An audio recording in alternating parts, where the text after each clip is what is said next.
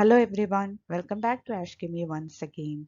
It's been long. I have uploaded videos in this channel because I hope you remember about the online course about which I mentioned in my previous video. Since I've started the course, I'm busy with that.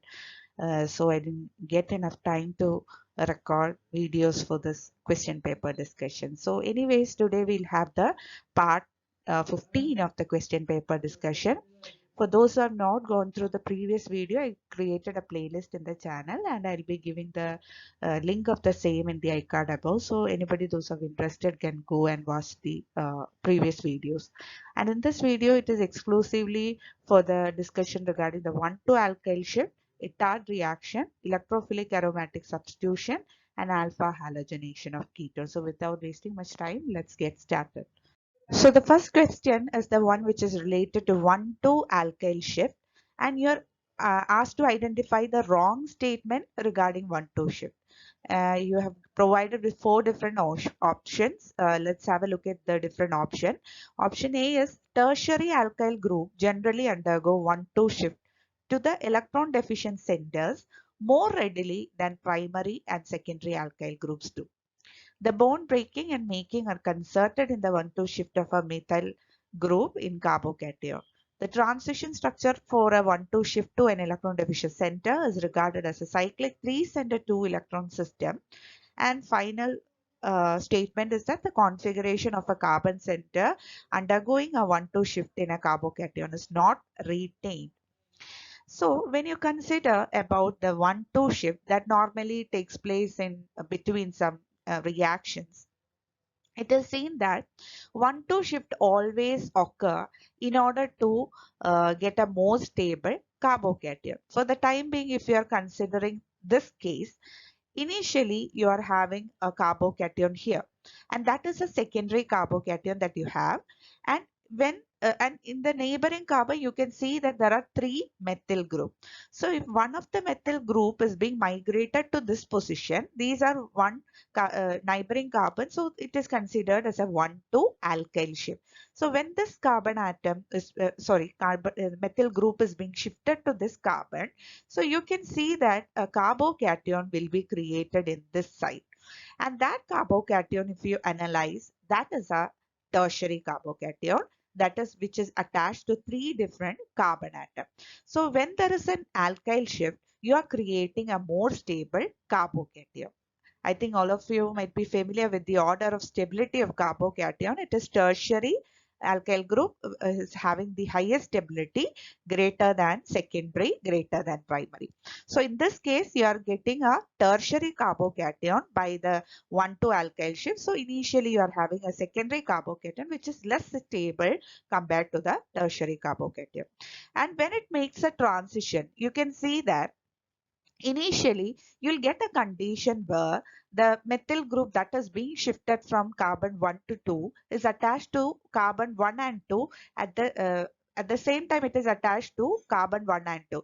So this leads to the formation of a three-center cyclic intermediate, and that three-center cyclic intermediate is having a positive charge.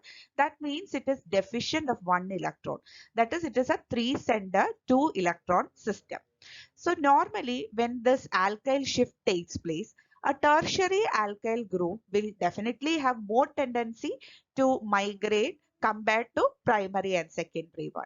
And moreover, the last point regarding 1,2 alkyl shift is that during the migration of the alkyl group from first carbon to the second carbon, the configuration of the carbon center that is undergoing the 1,2 shift will remain the same. That is, it is retained. So when you analyze the different option that is being given, option D, that is the configuration of a carbon center undergoing a 1,2 shift in a carbocation is not retained, is the wrong statement, because it is actually retained. There is no change happening in the configuration of the carbon center undergoing a 1,2 shift. So these are some of the point regarding 1,2 shift. So you're having option D as the wrong statement. That therefore that is the answer to this question. So the next reaction is about ITAD reaction, which is an important reaction in organic chemistry. And you are asked to find out the right statement regarding ITAD reaction. So you are provided with different option. Option A is like it is an oxidation of toluene to benzaldehyde by chromyl chloride. Option B is oxidation of toluene to benzaldehyde by alkaline KMnO4. Option C is dry distillation of calcium benzoate. Option D is reaction of benzene with chlorine in presence of UV light. So it is actually the method of preparing benzaldehyde from toluene with the help of chromyl chloride. CrO2Cl2 is a reagent which is known as chromyl chloride. So when you analyze the mechanism of the reaction, initially it undergoes an ene reaction. Ene reaction in the sense CrO2Cl2, the structure of CrO2Cl2 is Cr double bond O Cl Cl. So this undergoes a ene type of reaction. Ene type of reaction is an important reaction in pericyclic reaction. So this double bond will be shifted to this side, and this single bond will be shifted to this side, and this double bond will be shifted to this side, so that you'll be getting a structure like this. Then that structure undergoes a sigmatropic rearrangement. I'll just write it down in this side. So I think you are familiar with the 2-3 shift, that is 2-3 sigmatropic rearrangement. So this is the bond that is broken. So that is given the number 1 1, 2 3 to this side, and 1 2. So the bone shifting is in this particular direction. That is this bone shift to this side.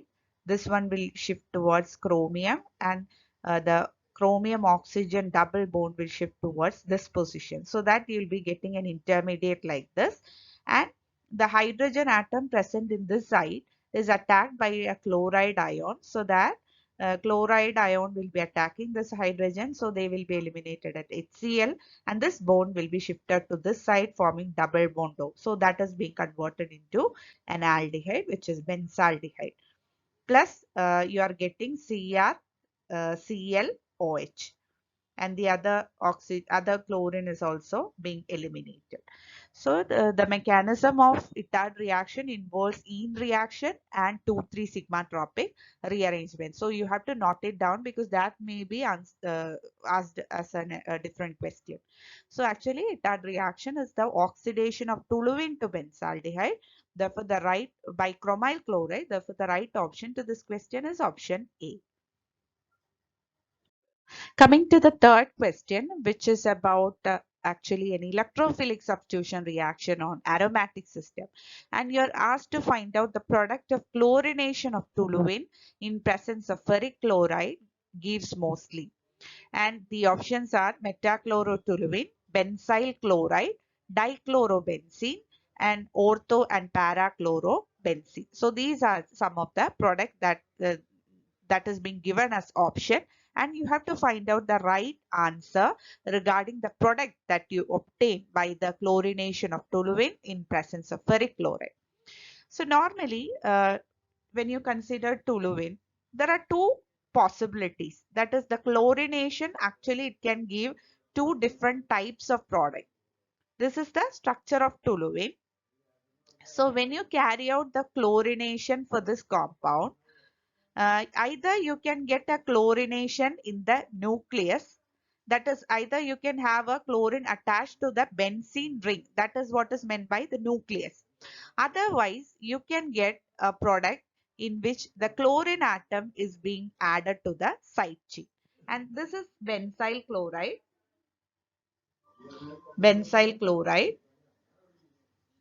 and this is chlorotoluene. So for the time being, I've given orthochlorotoluene. You can actually get orthochloropara, uh, sorry, parachloro or metachloro. So we'll see what will be the product. That is, the thing is that you have to keep in mind that either you can get a chlorination in the nucleus, or you can get a chlorination in the side chain. So that actually depends upon the reagent that we use along with chlorine. That is, what source of chlorine that you're using for the reaction Based on that, you can get a chlorination in the nucleus or in the side chain. So whenever you are using a chlorination in presence of ferric chloride, okay, suppose you are using ferric chloride, that is FeCl3 as the reagent, you will be getting a chlorination in the nucleus. This you have to understand. Otherwise, suppose you are using chlorine in presence of light, that is, if it is a photochemical reaction, the most probable product that you can get is a benzyl chloride. That is, chlorination will take place in side chain. So when you are having ferric chloride as the chlorine source, you'll be getting a chlorination in the nucleus. But we have to identify what will be the product of that is the point of attack, whether you'll be getting an orthochlorotoluene, a metachlorotoluene, or a parachlorotoluene. So in order to understand that, you have to look into the mechanism of the reaction. So when you are having uh, a chlorination in the side chain, it is a simple substitution reaction on saturated carbon. That is, it is not like SN1 and SN2. It follows a different mechanism because you are carrying out the reaction in presence of light. So definitely that will be a radical mechanism. So that is considered as a radical substitution reaction. But when you consider the chlorination in the nucleus, that is a different mechanism. And that mechanism is known as electrophilic aromatic substitution reaction. So this is the general representation for an electrophilic aromatic substitution. I think we have already discussed about this in some previous videos, especially in the question paper discussion in some previous video of this question paper discussion. So you can just go through the previous video to get an idea about this particular reaction. So in general, this reaction is like this. That is, you know that benzene is electron rich because it is having pi electron. So it normally it acts as a nucleophile and it has a general tendency to react with an electrophile. So it mostly undergo electrophilic aromatic substitution reaction because addition reaction may affect the aromaticity of the compound. So when you consider any electrophilic aromatic substitution reaction, that proceeds in three different steps. The first step will be the generation of the electrophile. So in all the reaction, you will be using some kind of reagent. So the electrophile will not be readily available. So in the first step, you have to generate the electrophile. So in this case, if you are considering bromine, you have to use bromine in presence of ferric bromide. So this will create the formation of bromine that is bromine electrophile, that is Br plus ion will be created. Suppose you want to create a chloronine, this Br plus ion is known as bromonium ion, and in suppose you have to create a chlorine electrophile, that is known as Cl plus, which is known as the chloronium ion. So in that case, you have to use chlorine in presence of ferric chloride. So in that manner, you have to select different types of electrophile for what reaction that you are going to perform. So suppose you want to have a chlorination, you have to select a chloride a reagent which is capable of giving chlorine electrophile. Otherwise, you have to use a electrophile. Suppose you want to carry out a bromination reaction, you have to select a reagent that can form this bromonium ion. So in that case, you have to select the different reagent. So suppose you want to carry out nitration reaction, you will be using a nitrating mixture, which is a mixture of sulfuric acid and nitric acid. In that case, the first step will be the generation of the electrophile for nitration reaction, which is nitronium ion or NO3 plus. So I think we have that nitration reaction in this video. We have a question regarding that. So we'll see that later. Okay, anyways, that is the first step, that is generation of electrophile.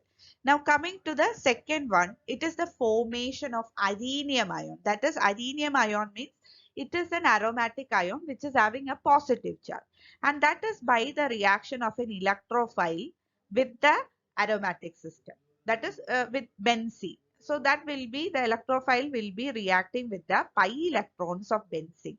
So this will be forming three resonating structure, or it will be forming a structure which is stabilized by resonance.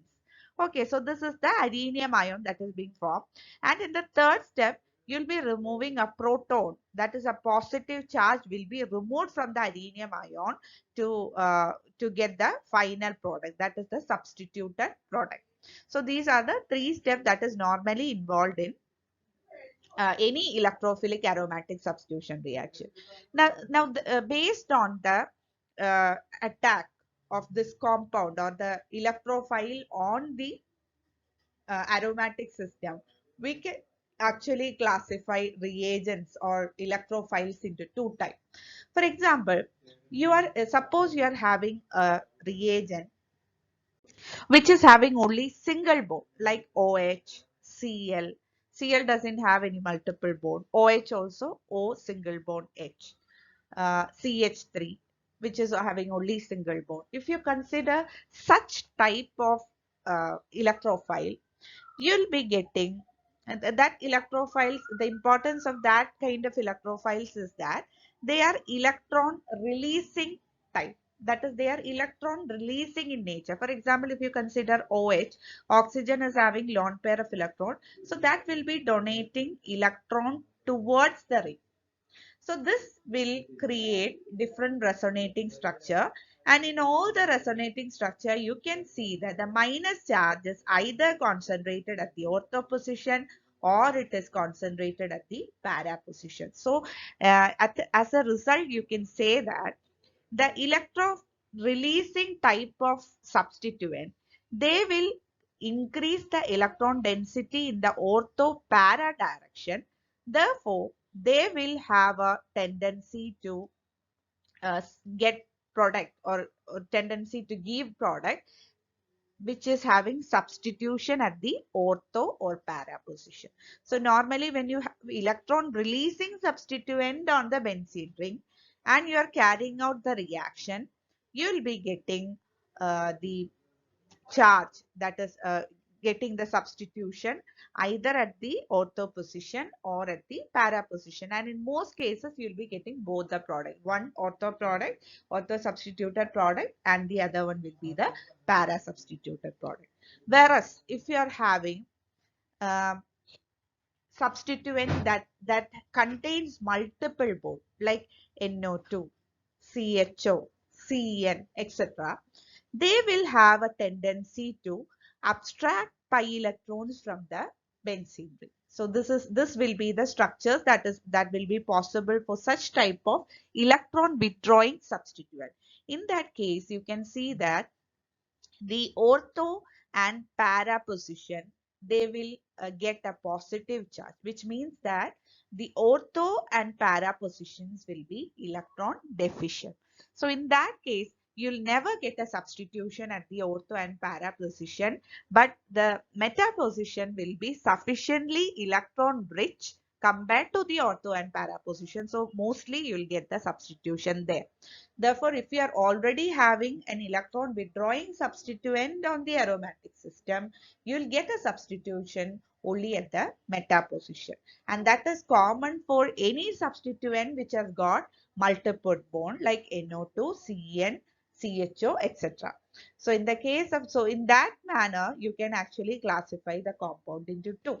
So in this case, in the present question, we are actually discussing about chlorination reaction in which you'll be having a chlorine substituent, right? So in that case, sorry, chlorination of toluene in which you are already having a CH3, that is methyl substituent. So in the case of methyl substituent, it is a substituent which is not having any multiple bond. So definitely it will be ortho para directing in nature. Therefore, when you carry out the chlorination of this particular compound, that is methyl substituted benzene, or which is commonly known as toluene, you'll be getting a mixture of ortho and para chlorobenzene. Ortho and para substituted chloro substituted toluene. That will be the product that you normally get. But in the option, you can see that there is a mistake. Here it is given that you'll be getting ortho and para chlorobenzene. So that is a wrong option. You have to have an option like ortho and para chlorotoluene. That should be the answer, correct option. So there is some, maybe it may be a typos. So you can neglect that. So other than that, the correct option for this question is ortho and parachlorotoluene. It is not benzene. So when you are having only benzene, you don't have any ortho or para position.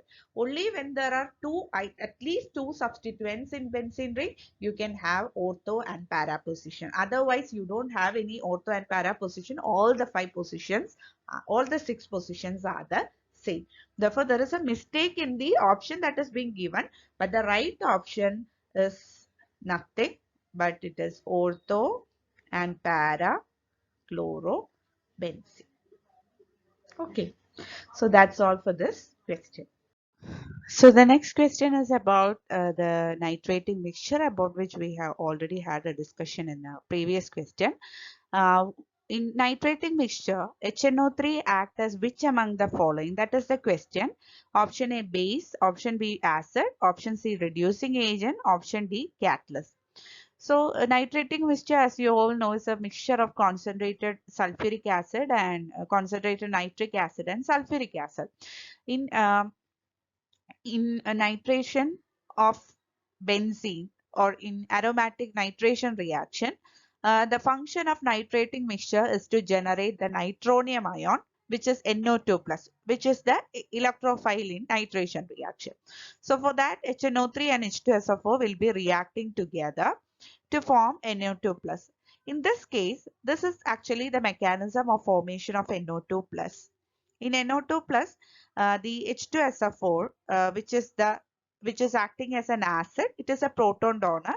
So that will be protonating HNO3 to form a compound like this. So here you can see that H3O plus is a better living group. So that will be living along with the electrons of this bond, so that it forms NO2 plus, which is the electrophile, that is nitronium ion. So this is the reaction that is taking place between HNO3 and H2SO4.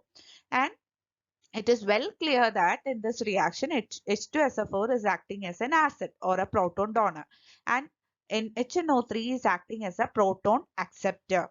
So according to the Bronsted-Lowry acid-base concept, an acid is a species which donates a proton and a base is a species which accepts the proton. So in this reaction, HNO3 or nitric acid is accepting a proton, so that is actually acting as a base. Therefore, in nitrating mixture, HNO3 act as a base. Therefore, the answer to this question is option A.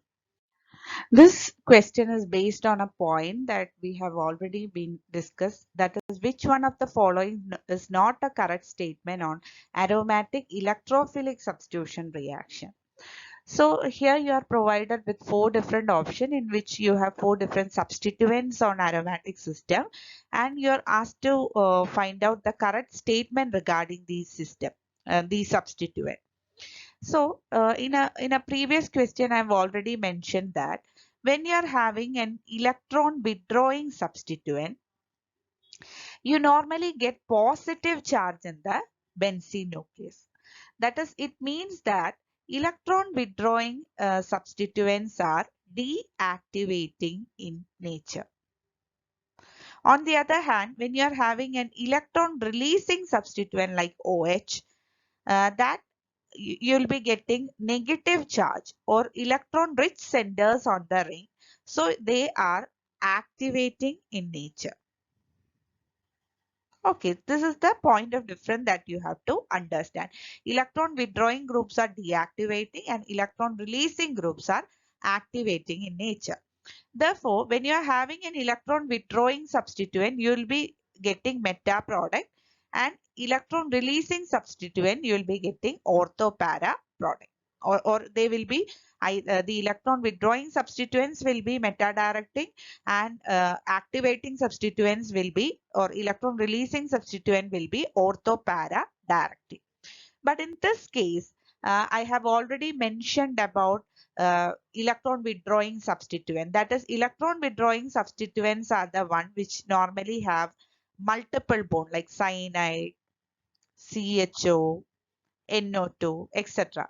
On the other hand, when you are having halogens, OH, CH3, Same is the case with OCH3. It is also having no double or multiple bond, OCH3, etc. Yeah, they are electron releasing in nature or activating in nature. But the main point that you have to note it down is that among the different groups that act as ortho-para directing, the halogens, they are an exception. Halogens, they are actually ring deactivating in nature. Even though they are ortho-para directing, they are not ring activating compounds. They are ring deactivating compound. In general, we can say that electron withdrawing groups are deactivating and meta-directing. Electron releasing substituents are activating and ortho-para directing. But halogens are an exception, that they are electron releasing in nature, but they don't act as a ring activator. That is, when you're having a halogen substituent, that doesn't make the molecule more reactive towards electrophilic substitution reaction, because they are ring deactivating in nature, but the orientation is ortho-para directing, similar to other electron releasing substituent. Therefore, when you consider the different options, cyanide is a deactivating and meta directing. OCH3 is activating and ortho-para directing. NH2 is also activating and ortho-para directing. But bromine is a halogen that is ortho-para directing, but it is not ring activating. Therefore, the right option, this is the option. So instead of activating, you should have deactivating, then the option might have been correct.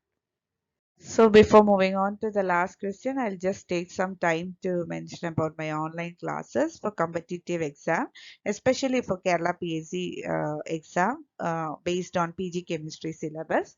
So I've already started the course and we have completed about 1 month. But since the class is in recorded mode, you can join at any time. The duration for the course is for about 6 months, and it involves classes, previous question paper discussion, chapter wise MCQ, etc. And the media is Google Classroom platform. And the classes are from Monday to Friday, except on Saturdays and Sundays. And on Sundays, you'll get a test paper or a revision test based on the topics that were taught for the last 1 week. And every day classes will be uploaded around 8:30 p.m. And the fee is 5,000. That is a single payment. So anybody, those who are interested, can contact to this WhatsApp number that is being provided in the video. So thank you for your time. So let's move on to the last question. So the last question of this video is about a question which is about a very important topic that is not normally discussed in organic chemistry, that is alpha halogenation of a carbonyl compound, especially keto. So that is a very important reaction in organic chemistry, which follows a different sort of, that is a different mechanism is followed based on the condition that we use for the reaction. Whether you're using an acidic condition or a basic condition, you'll be getting different types of reaction. That is the reaction pathway is also different, and the product is also quite different. That is, what is alpha halogenation of a carbonyl compound? So when you're having a carbonyl compound, like for example, if you consider acetone, this carbon atom, both these carbon atoms are alpha carbon atom. They have hydrogen atom. The hydrogen atoms on this alpha carbon atoms are acidic because of the presence of this carbonyl group. That is the electron withdrawing effect of this carbonyl group. So we can actually replace this hydrogen atom with a halogen, and that is known as the alpha halogenation reaction. And when you consider the different types of halogen that we use, this reaction has a greater tendency to get halogenated when you are having iodine, and when you are having bromine, it has got some decreased reactivity, and therefore the order is chlorine less than bromine less than iodine. This is the order of the reaction of iodine to undergo alpha halogenation with the carbonyl compound. And that is the first point that we have to understand. And the second point is that you can actually undergo or create this alpha halo compound, or you can make actually carry out this reaction either in an acidic medium, for example in acetic acid, or in basic medium, or like NaOH, in NaOH, because it requires only a very weak base. That is because the alpha hydrogen atom is quite acidic. So you don't need any strong base or anything. You can just carry out the reaction even in presence of hydroxide ion. So there are two medium that is possible for this reaction. And another point is that the mechanism is also different. So when you are using an acid medium, enol is the intermediate that you get. This is actually enol. Whereas if you are carrying out the reaction in basic medium, the intermediate is an enolate. That is the main difference when you have different sort of medium. When you're using acidic medium, enol is the intermediate. In basic medium, enolate is the intermediate. And in both the cases, the products are the product for the first reaction is almost the same. That is the alpha halo substituted compound.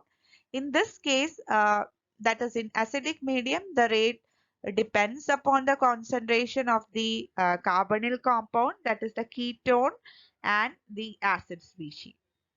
Similarly, in the case of the base catalyzed reaction also, the reaction depends upon the concentration of ketone and hydroxide ion. So in both the case, the reaction follows a second order kinetic. First order with respect to the concentration of ketone, and first order with respect to the concentration of acid or the base that you are using. So in one thing is very much clear, in both the reaction, the formation of either the enol or the enolate is the rate determining step. The next step, that is the halogenation step, is the fastest step. And here you have to understand a point clearly, that when you are having a reaction in acidic medium, that is alpha halogenation in acidic medium, so you are getting the initial alpha halo product. Now if you are carrying out the reaction for the second time by making use of the product that you got on the first reaction, you'll be getting a di-substituted product, but the substitution will be on the opposite side. So if you are carrying out the reaction for the second time, you'll be getting a product like this. That is, this is 1, 2, 3. A 1,3 substituted product will be formed as a result of the second reaction. The same reaction you are carrying out with the product of the first reaction. But when you consider the product of the second reaction, that is the reaction that is carried out in the basic medium, the importance is that you are having a different mechanism. This is not the mechanism that operates in a basic medium. In this case, when you consider both the carbon atom, that is carbon 1 and 2, carbon 2 is found to be more acidic because of the presence of this halogen. So mostly when you carry out the reaction for the second time in the case of basic medium, you'll be getting a 1,1 substituted product. Okay, so that is a contradictory point regarding the reaction in acidic and basic medium. In the case of acidic medium, if you are carrying out the second reaction, you'll be getting a symmetrical type of dibromo compound. In the case of basic medium, you'll be getting the substitution on the same carbon that is being substituted in the first step. So this forms a basis for haloform reaction. That is, by making use of this reaction, you can actually form haloform. Haloform means like chloroform. You can synthesize compounds like chloroform, bromoform, iodoform, etc. by this reaction. That is, you can carry out the reaction. You can further carry out the reaction with this compound also, so that you will get a CBr3 here. So when you cleave this side, you will get CHBr3, which is bromoform. So that is the main difference regarding the alpha halogenation of a ketone in acidic and basic medium. Now we'll move on to the different option. You have to identify the wrong statement. The first statement is that the base catalyzed alpha halogenation of propanone is first order with respect to base. I've already mentioned that in both the cases the rate is following a second order kinetic, where the reaction is first order with respect to ketone and first order with respect to acid or base that you are using. Therefore, this statement is the correct one. The rate constant for the base catalyzed alpha halogenation of propanone decreases in the order. That is for chlorine. It is mentioned that for chlorine you are having greater reactivity than bromine or iodine. But that is actually wrong. I have already mentioned that the order of reactivity is this one. That is chlorine less than bromine less than iodine. Therefore, this is the wrong statement. So we'll have a look at the other two options as well. The base catalyzed alpha halogenation of propanone proceeds easily to give 1,1,1 trihalopropanone and unsymmetric polyhaloketane. That is correct.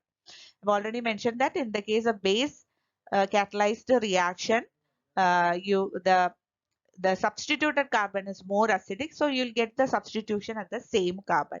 So it can form a 1,1,1 trihalopropanone. So if you are carrying out the halogenation of propanone. And coming to option D, polyhalogenation of propanone is difficult under acidic condition, but the product are the same as those obtained under basic condition. So in this case, the polyhalogenation, in acidic case, the polyhalogenation of propanone is difficult.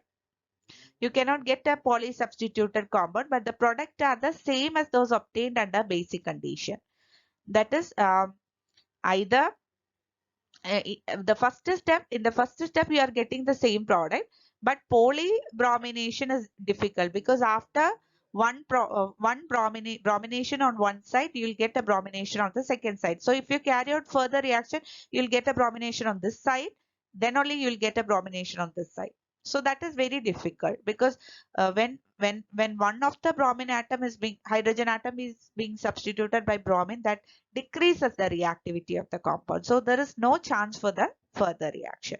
Therefore, the answer to this question is option B.